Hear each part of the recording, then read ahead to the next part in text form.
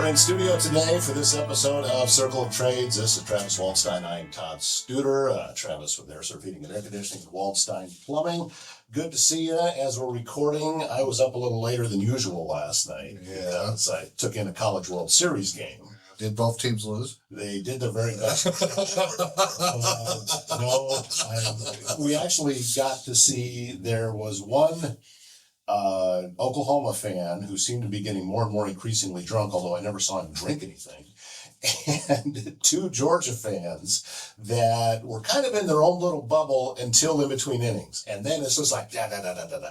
And then when Oklahoma ended up winning 4-3, some old guy decided to insert himself into it, and that always goes well. Yeah, that always goes well. So that's just because of Battle Royale. So, right. Yeah.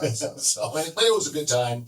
I think they said there was over 24,000 people there last night. I believe it. Which it wasn't completely full, but it was pretty full, and it was fun. It was a good time. Yeah, I was doing some stuff at home last night. I came in about 8:30, turned it on, and saw the last little bit of the game. So I did have the excitement you did. Of course, I stayed the night before and watched the whole UFC 250 at the White House. I love UFC, by the way. So there was somebody sitting in front of us last night, directly in front of us, that had gotten off the plane in Omaha from that event. Oh, really? And drove straight to the stadium. So he was. He said he thought there was about 300,000 people in it. Yeah, was it Director of Homeland Security? What is Mark Wayne? What's his name? Yeah, he's the guy from Oklahoma. He used to be the congressman from Oklahoma. Well, it wasn't him. So. No, I'm pretty sure it wasn't him. Yeah. but no, it was. And listen, I get all the politics and blah blah blah blah blah. But I'm gonna tell you the coolest thing too. It was a great. I love UFC anyway, so there's some great fights. And I like boxing. I like UFC. I like wrestling. So for me, it's like, yeah, I can do this. So, but probably the coolest thing is, and they did for both fighters, but in the main event, they did Justin Gaethje, and then the fighter from Brazil, who ended up breaking his eye socket, by the way. Oh, I heard about that. Yeah, it was a great fight. But they started in the Oval Office. Yes. So if you go back and watch the video of his walkout, right. By the way, the Marine Corps band, and they played, they played Johnny Cash song. I can't remember. I'm going brain dead this morning, but I mean, if you go back and you listen to some of the music for that, it was fantastic. And the Marine Corps band played all of it. Really? Really good. Well, anyway, they started the Oval Office. He's looking at the Declaration of Independence. There's a picture of Reagan. There's a picture of John F. Kennedy's, a couple more people. So you can see the Oval Office. Then he comes walking through the green room. It comes through, and it's the wall of fame of presidents. So it's every president's picture all on this wall. And then he walks around to the rotunda to the south balcony, basically, where it says Seal of President of the United States. There's some stuff that, listen, I've never been to the White House. I doubt I get that tour either way. But it's kind of cool. They talk about seeing the people's house. Yeah, you really got to see some of the people's house and some of the stuff around it. I mean, to me, that was like really cool just to see that. Mm-hmm. I mean, the UFC stuff, you say whatever. Well, there's been a lot of weird stuff there over the years. So, I mean, you can or whatever, but it's part to be able to see the inside of the White House and some of the happenings. Fantastic. The flyover, just, if you're an American, if you're a patriot, it was pretty cool. So overall, yeah, and it's going to be tied in with the 4th of July too. So, I mean, 250th year. So, which is huge. I remember when they did the sesquicentennial back in, what was it? 220? Yeah, was it 225? Yeah, 225. So I remember that one. I was little shit when they had the 200. I mean, 76. I don't remember anything about that. So I do actually remember some of that. In my little tiny town through a parade, just like every other town. Oh, yeah. Every town across the country had a parade. Yeah. Speaking of parades, we're going to be doing the Underwood 4th of July parade again this year. Well, of course you are. Yeah, and like I said, and we didn't do Celebrate Stevie this year. I had stuff going on. Man, Underwood parade is just, That town's got 900 people. I think they got 9,000 people. Both times we've done it. I just hope we don't run over somebody with the excavator, because that's kind of what you worry about. Right. Last year, we didn't run out of candy. We forgot to throw the last package because someone didn't pass the package up to the excavator to be thrown out. So my kids and my daughter-in-law have failed me on the candy deal. So Well, see, now that's why you're running the kids over, is because you're throwing the candy. Get a couple of your techs to walk both sides of the street and hand it out. Oh yeah, I can do that. So you know, just make sure that their fingernails are clean. So Well, so no, I'm actually sad about doing the Underwood Parade. That's always kind of a good deal. You know, I'm not a big band person, so you know, you can have whoever. Listen. I appreciate bands, and I know they've got a lot of time, and a lot of people are showing creativity. But here's the deal: I don't like to go to a bar or someplace where I have to yell over somebody to have a conversation because the music's out. I just makes me sound like an old fuddy duddy. Now, if you follow me in my truck, you'll know I listen to my country and my heavy metal pretty loud in my truck.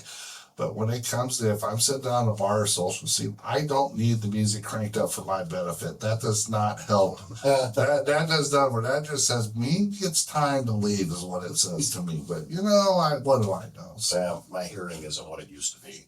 And I used to have conversations, and, you know, early on in my radio career, I'd have 4 different things going on at the same time and be able to pay attention to all of them. Now, no. Yeah.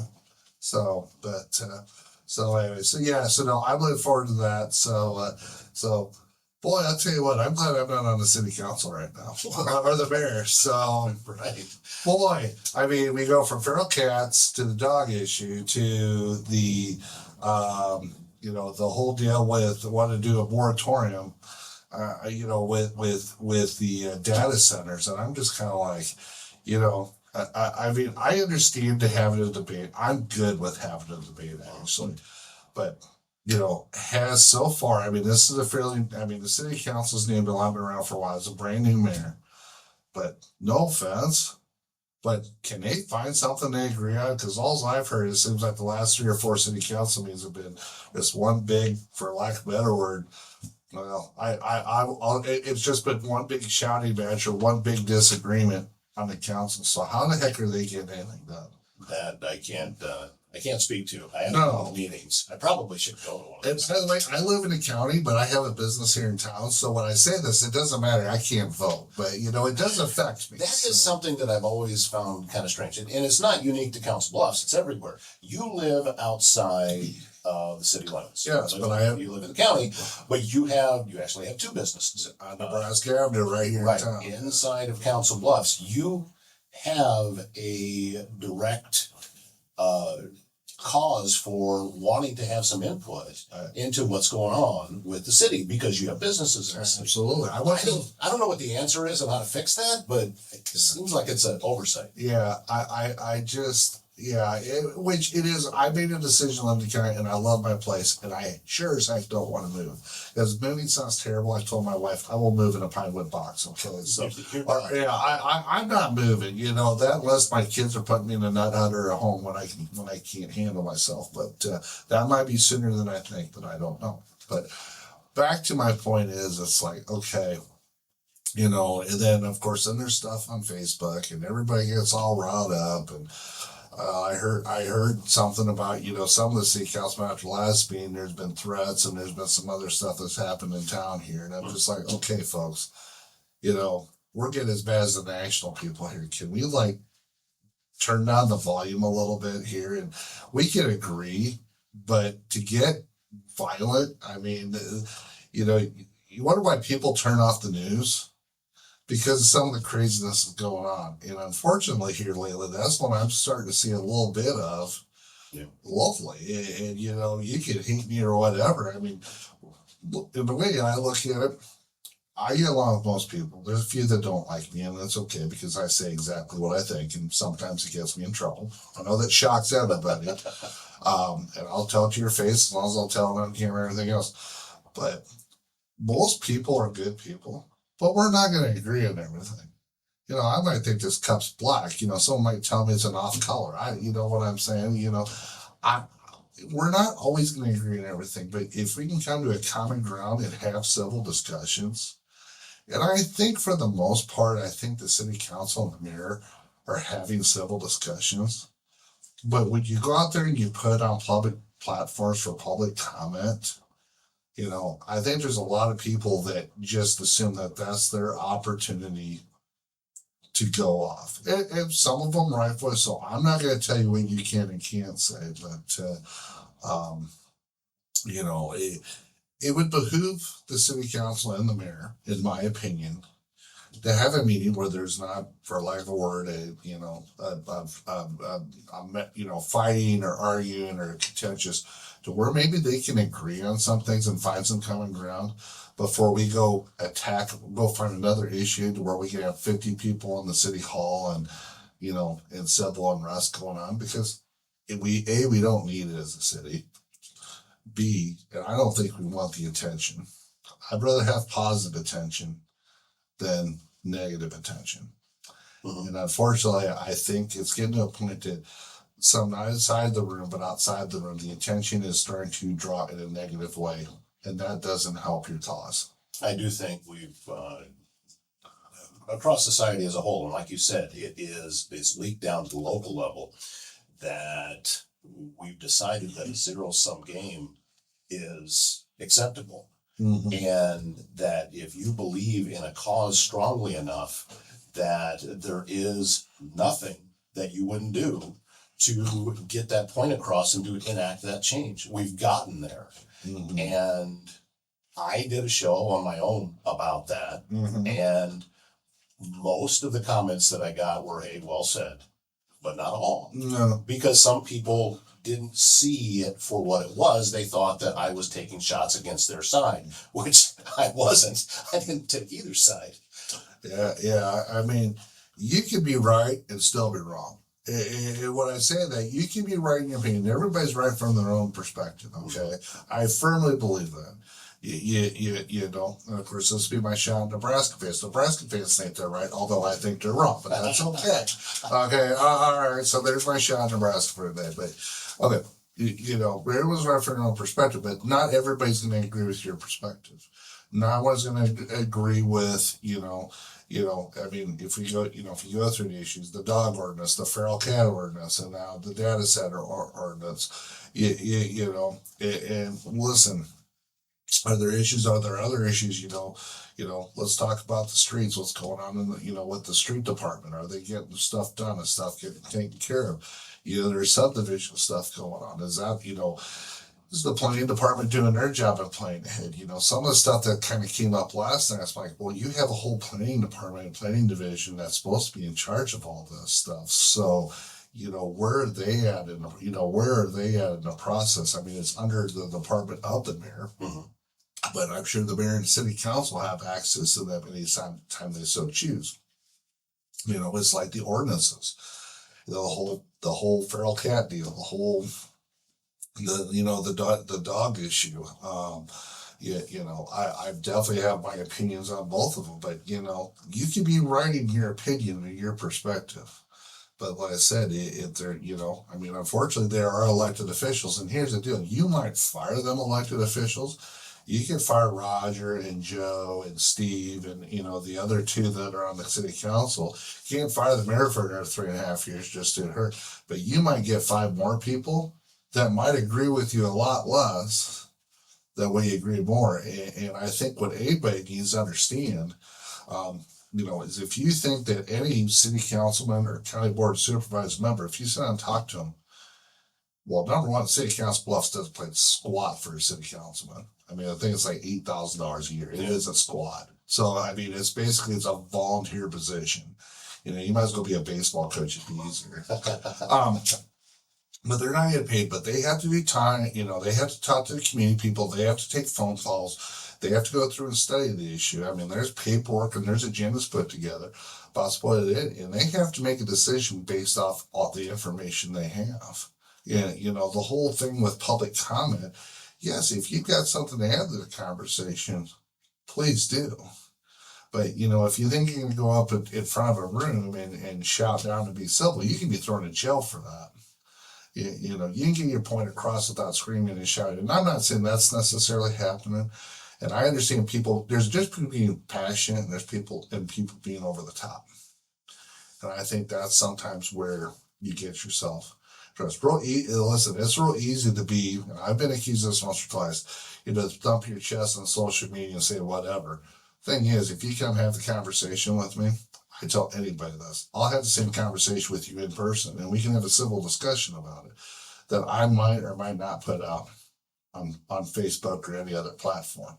So, I don't go out there and say something that I wouldn't say to someone directly to them. So I think when we start getting into trouble is when we start assuming motives behind decisions. Because that is something that, unless the person has told you directly, this is the reason why, then you don't know.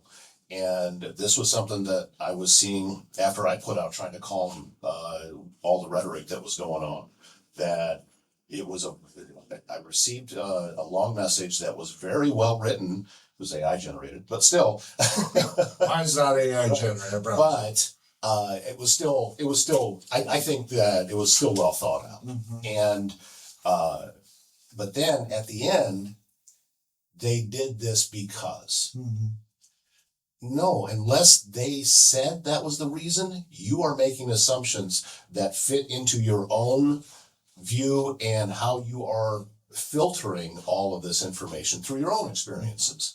And that is seldom 100% accurate. No, that's not. Well, I'm going to throw out a couple things out here, and I might get in trouble for this, and I really don't care. So,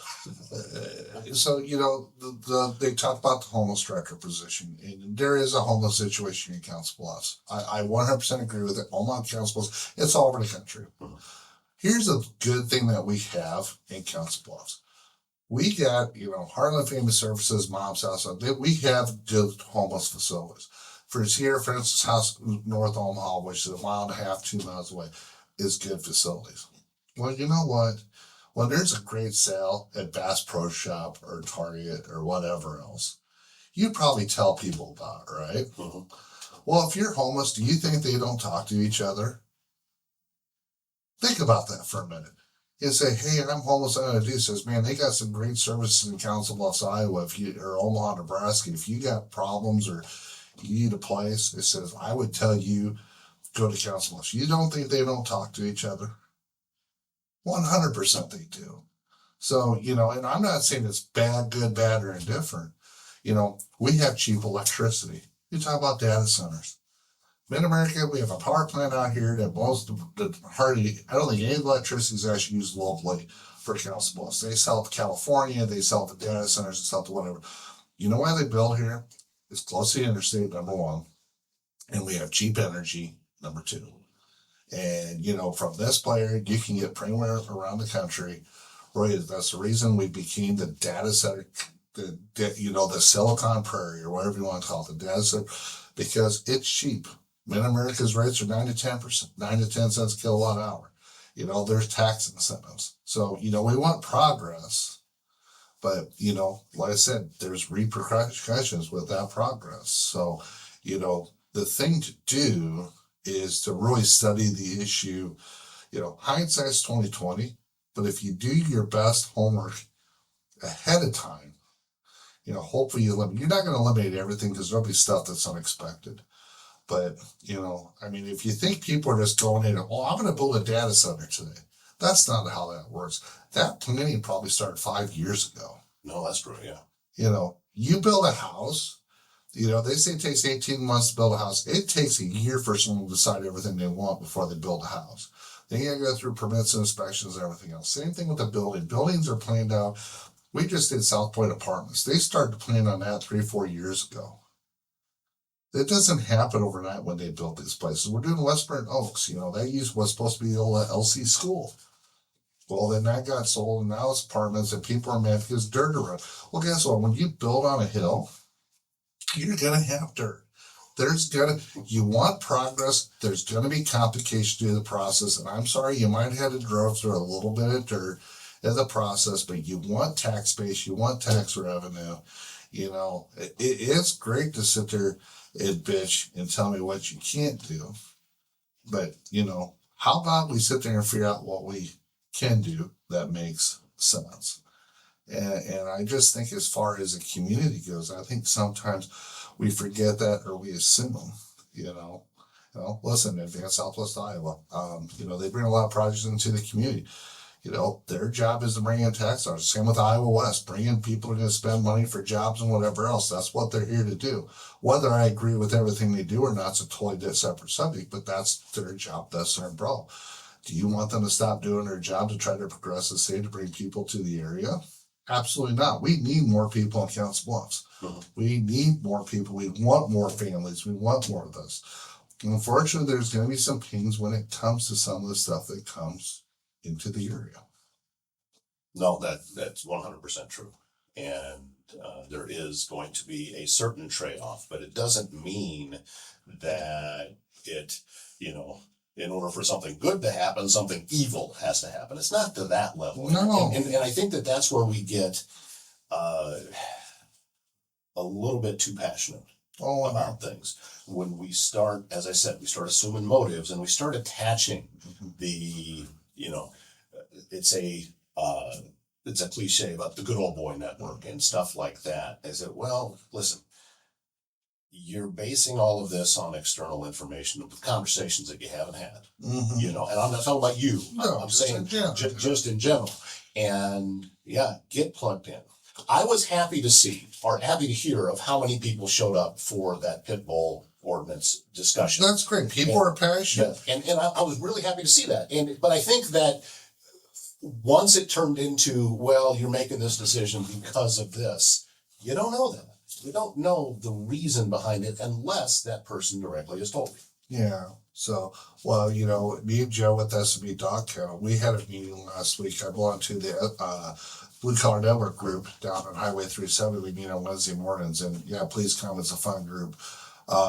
If you're interested, want to learn about blue collar and business, he's really passionate about it. I get it, 100% get it.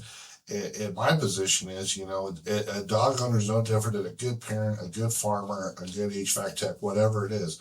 You have good people out there at their jobs, and they have bad people out there at their job. It's what they do.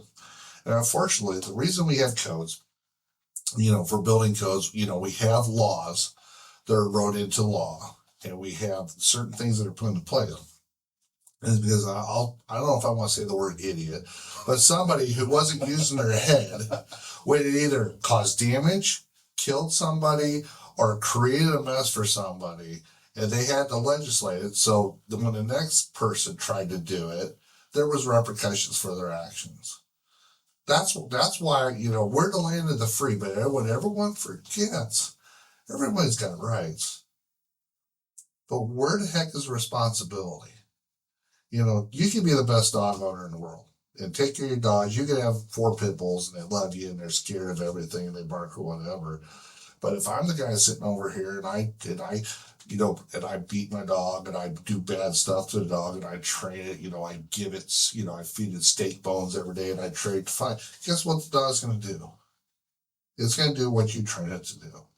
If I train a technician he needs to follow these steps, and that's what he needs to do. He good technician. If I just say, oh, go out and figure it out, probably not going to do a very good job if he doesn't know. So, so a lot of it has to do, it's education and training and understanding. There's certain things that happen, in our job, we don't put, as far as we run PVC, we run PVC for sewer lines right now. They used to run they used to run the asbestos tile. They don't run that anymore. There's reasons, because it kills people. It causes major issues. So there's reasons why things change. There's reasons for progress. Sometimes progress has its challenges. So you kind of take the good with the bad. I want to jump back to what you said about responsibility. Yes. And this is something that I think you and I have talked about this before. When you and I were in school, up in Northwest Iowa. Yeah. How many kids did you see driving trucks to school with gun racks in the back of them? I had one. Yeah. We went down there every day. We had clay pigeon practice for PE, literally in the springtime, springtime. We'd go out and shoot clay pigeons on a football practice field. Did it ever occur to you that something was unsafe? because of that. Absolutely not. Didn't think anything twice about it. So, And nothing ever was unsafe. oh, Nothing bad ever happened with that back then. Why? Because there was an assumed responsibility that was attached to that. And we've gotten away from it. I'm not saying everybody, I'm not saying you can't trust anybody with that, but it has just gotten to the point now to where, as a general rule, we don't trust everyone's own responsibility where any situation is concerned. And that's why we've had to put in an awful lot of safeguards with that. And it's something that I miss of the way things used to be. well, but things have changed. People's, values have changed. I mean, some people will tell you you should go to church more, you should do all this sort. We're not going back to the 1950s or pre-World War II. We're not going back to Walter Cronkite. There was 3 news stations. You're not putting that back in the box. You take a look as a society, and listen, I love sports, but if you got a middle school or high school right now, even the younger kids that are doing like baseball or basketball or wrestling or whatever sport that it is, you know what I'm saying? And think about how much time and effort they're spending chasing kids into all these events and to these practices because there's a belief, well, Johnny or Amy might be a freaking superstar. You don't hear about they don't have the time to go to the lake and relax or, just go for a picnic and just go hang out for a day. The society has changed so much that I mean, you take a look at that, the fabric of our society about what's important has changed. I mean, it used to be the day the husband worked and the wife stayed home and cooked and cleaned, but that really, since World War II, that has not as much been the case. Probably since 1900, if you go back and look at history, but since post World War II, you get in the 60s and 70s, you know what? The house has become a 2-person working family. Anymore, both people have to work to be able to afford the house prices and groceries and everything else that it is. So unfortunately, you can't get away. And so, what happens is, my son and his wife take my twin kids to daycare. Well, you like to assume that everybody feels the same way that you do at daycare. But listen, you hear stories of it just takes one bad apple in the group to create issues. And so, when you look at it, it's a fair society. And I'm not saying we need to go back to 3 TV stations and not being in activities, but I think there is a element of society that is so desperate to have, for parents to, to live through their kids' experiences because maybe they didn't or they want to share the same experience or whatever, that, kids aren't allowed to be kids. And, there's nobody at home at 3:30 in the afternoon. My wife will tell you, she's a nurse. In most teen pregnancies, when the action happens? Between 3:30 and 6 o'clock. You know why? Guess where mom and dad are at. Duh.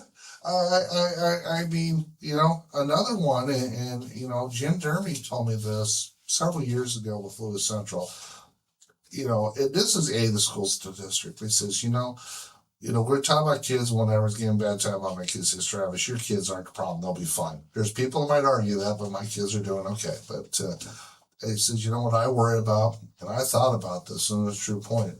When they call off a day of school, he knows that there's certain kids in the district that was probably their only meal for the day because their parents don't work or their parents aren't there or their parents are at the casino or the parents or whoever's taking care of them is doing drugs.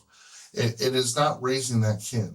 And this is the only form of organized social experience that they have. And so, you have to take and work with them kids along with your average kids to your tag kids and indifferent, and you have to make it work in society and get them to a point to where when they leave high school when they're 18 years old, that they can function in life. And so, but when you start to think about that, it might be the kid's only meal for a day. Let's say it's on a Friday or it's a Monday. Kid's been home for 2 days or has been living under a bridge for 2 days because there's homelessness here in town. Haven't had a meal. Well, they cancel school because inclement weather on Monday. What happened to them kids that don't have access to meals that day? Kind of an important deal. We're in the richest country on earth. We have all this bounty and all this other stuff, and we got kids that are starving.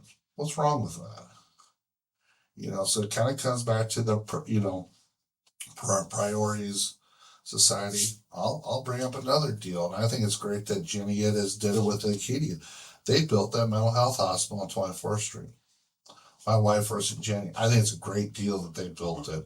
And I think in a year and a half, once they get enough staff and they get everything, it'll be a full facility. Oh, yeah, it will. I think it's going to take time, not because of the need, because of the staff. I think getting staff trained to work with it to do. But here's the deal. And listen, I'm a registered Republican. Don't hold that against me. But listen, Terry Branstad gutted the freaking mental health system back in 2016, 2017. And basically put in front of the churches and the police and whatever else, and basically said we don't have mental health issues in the state of Iowa. The state's not going to pay for it. It's someone else going to take care of it.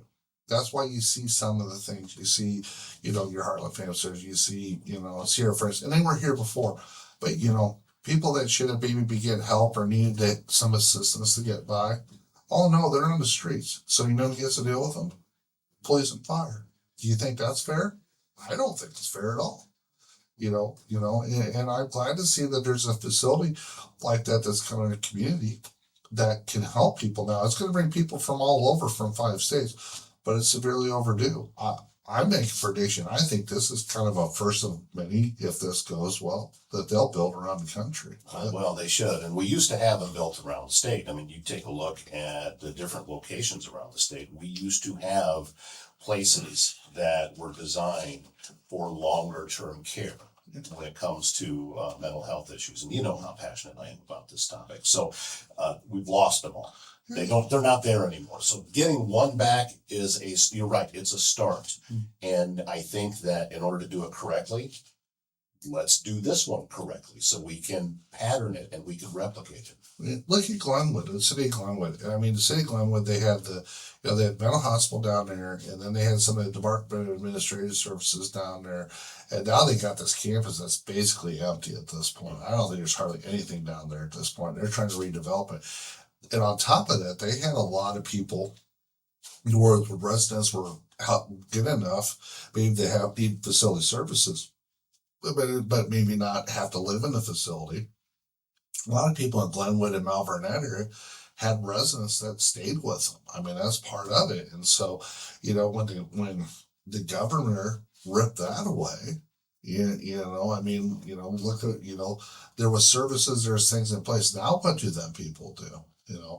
I mean, we are I know we're west of Highway 71, but we are still in Iowa last time I checked. There's some people in Des Moines that don't believe that, but in all seriousness, when you take a look at that, when it comes to the mental health deal, I look at more of my bit. And listen, I'm not mental health. I'm the one that's called, I'm the one that's called a psychologist shrink. I'm that person. Okay. I'll admit it, whether it's right or wrong. But I will say as I've gotten older, I've gotten to appreciate mental health more. I don't ever want to see anybody commit suicide. I don't understand it, but I'm not in a position to understand because I've never been to that spot. So it's not my spot for me to judge.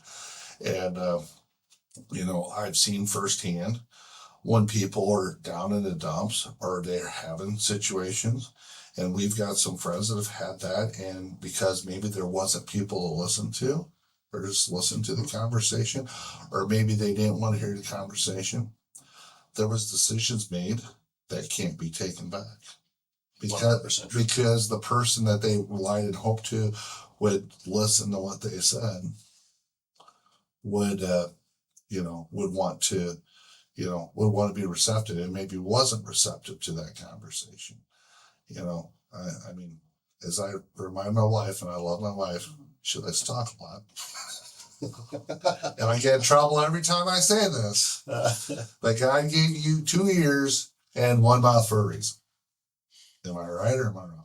You're not dragging me into that one. I'm just asking about the mouth and ears. You know, So. and I don't think I'm telling tales out of school when I say that your wife scares me a little bit. Scares a lot of people, by the way. But I also think it's what makes her really good at her job. It does, but no, I mean, you have two ears and one mouth for a reason. You want to communicate, but you have to listen. It's got to be give and take conversation.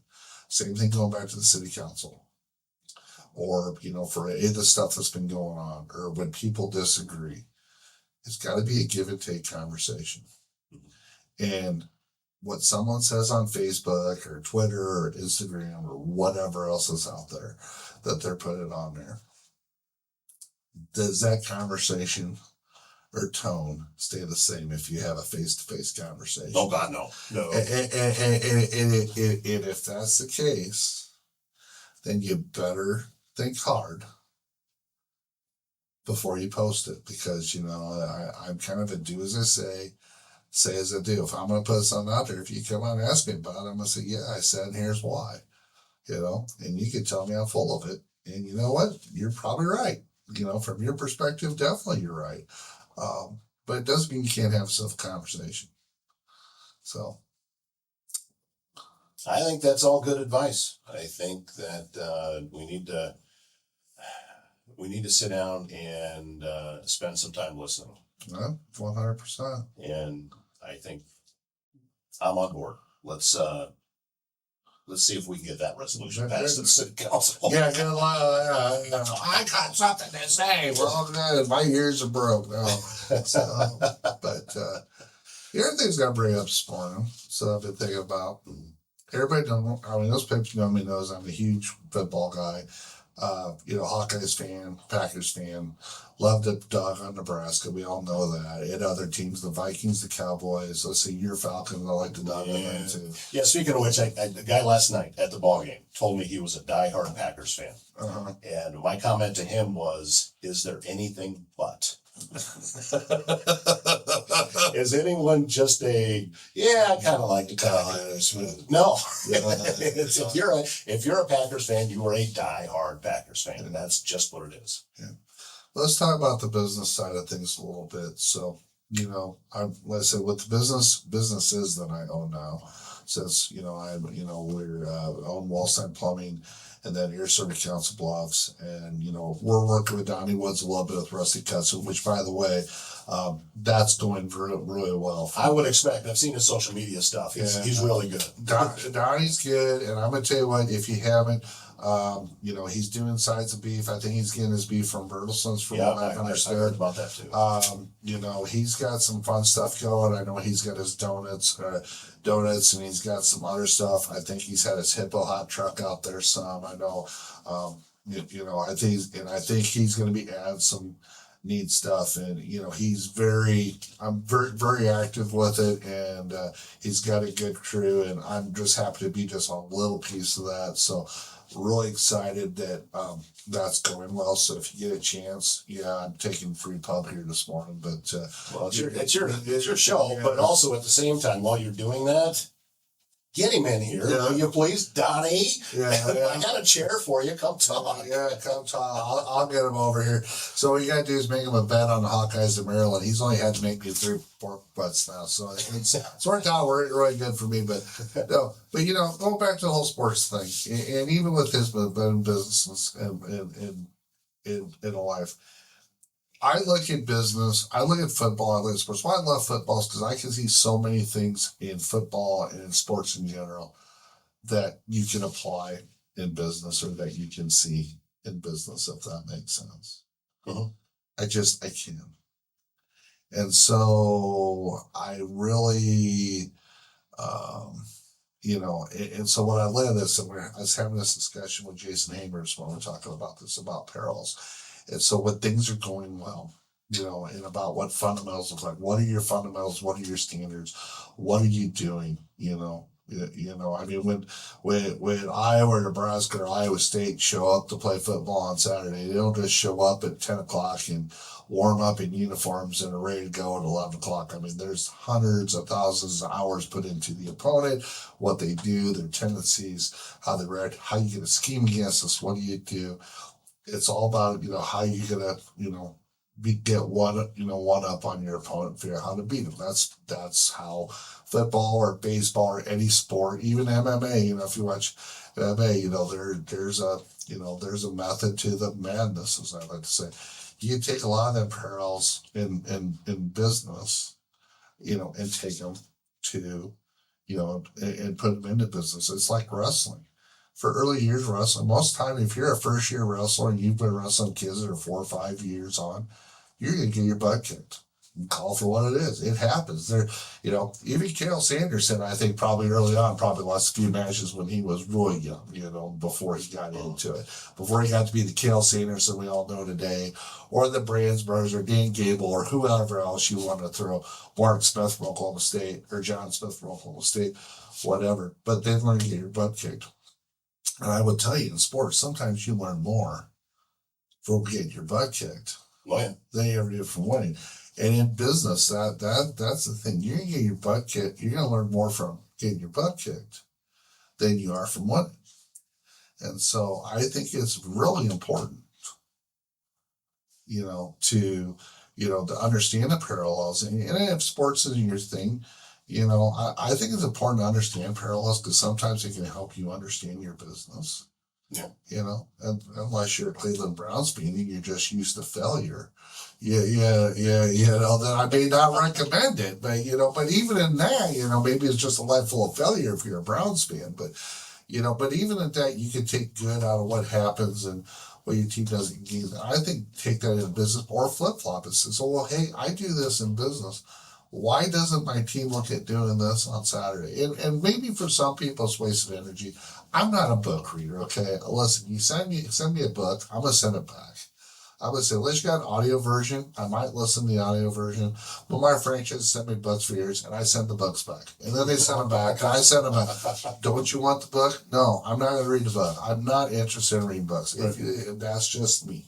But I'm more interested in hearing the story, seeing what's going to happen, as far as, what a person's trying to do, maybe, in business, and getting to that goal, getting to that achievement, and maybe overcoming the obstacles. Mm-hmm. Does that make sense? It not only makes sense, I mean, it is, it's something to write on a poster and hang on a wall. I mean, that's it. And I learned this a long time ago, and I think I've actually said it to you that I've heard this, that you want to succeed, learn how to fail faster. Yeah. And stop being afraid of it. Yeah. And that there is so many lessons to be learned, because if I succeed at something, I didn't learn a thing. Because I already knew how to do it. Yeah, if you're natural, and it's kind of hard. You have to go. Everybody's got to go through the rough spots. I mean, it happens in business. It happens in life. Sometimes people, a lot of times, people make the most money when they're 50 years old plus. You know why? Because they made their mistakes in their 30s and 40s, and they stop doing stupid stuff. That's amazing how that works. You start using your mind instead of other things, and you can, whether it's monetarily or just personally, or, you figure out, hey, maybe I won't do that anymore. That hurts, or that sucks. Why do I want to do that? Sometimes it's just a matter of trusting yourself. Yeah. With me, that's my biggest hang up is, do I truly believe what it is that I say I believe, or do I let somebody talk me out of it? Yeah. Well, yeah, no, absolutely. And sometimes you have to, sometimes, doing the right thing or doing the stuff that you believe in and you know is the right thing is hard.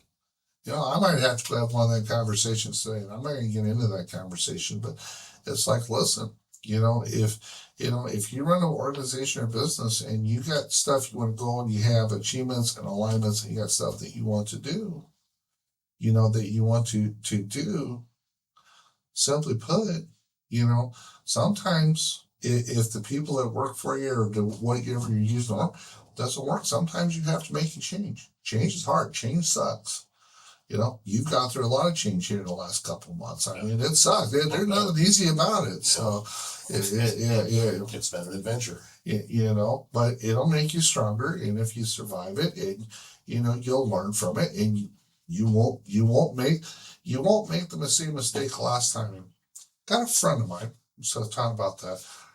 She owns a very successful marketing business in Omaha. She's nationally, probably internationally well renowned. And politically, she's on the other end of the spectrum as what I am, and that's fine. We get along just fine. And her whole deal was she got mad one day a couple months ago. She said, well, I'm just going to forget the past. We're just going to move forward and we're going to do this. I said, well, here's the problem with that. If you don't remember the past, you'll make the same mistake over and over. It's like when we try to rename stuff, or we try to, we got to change this, because it's been, you know what? It's sometimes to be okay to be reminded of what bad things are. Not everything's always happy. And sometimes you have to feel the pain a little bit to be able to get through a tough situation. You have to remind, hey, this is something that happened, and this is why we do the stuff that we do today. Unfortunately. And so you can't rename stuff. You can't, I don't know, you can't, there's Civil War stuff and the emancipation, all that other stuff. But, we don't want to go back to that. But sometimes you need a reminder. Hey, this is stuff that as a country we used to do. We don't do this anymore. There's reasons we don't do this anymore. But if you forget, I'll remember a lot more than if I see something like, if I go through a museum or something, that I got someone screaming at me telling me, that, oh, well, because of this, because, that's one person's perspective. I want to hear the whole story. Yeah. So, so that's one thing you have to remember. Unfortunately, that's why football, remember the past. If you don't believe me, that's why they go back and watch game tape. What did Iowa State do last Saturday? Okay, they did this, so we need to play for this. Okay, last year we did this promotion and it was terrible. Probably not going to do that promotion this year. Or, hey, we had troubles with this, okay, we need to have these parts in or whatever it is. And so you can take them things in business and, I'm not saying live in the past, but don't because that'd be Nebraska fans in the 90s. Sorry, that would love to. But you have to remember enough, acknowledge enough to know, so you don't make the same mistakes again. And if there was something that's positive, then you can reuse it again. So there's always two sides to that. I think everybody just got a great lesson here for Tips for Better Living by Travis. We're just going to call it a new thing. Tips for Better Living by Travis. Yeah. I'll go with that. Yeah. All right, my man. Well, we've successfully solved all the world's problems. So now all we have to do is just get everybody else to jump on. I don't know about that. I got to record a job today. If we can get that job done, I'll be a lot happier. So. All right. Appreciate your time. Thank you so much for being here. Thank you for watching this episode of Circle of Trades. Back very soon with another one. We'll see you then.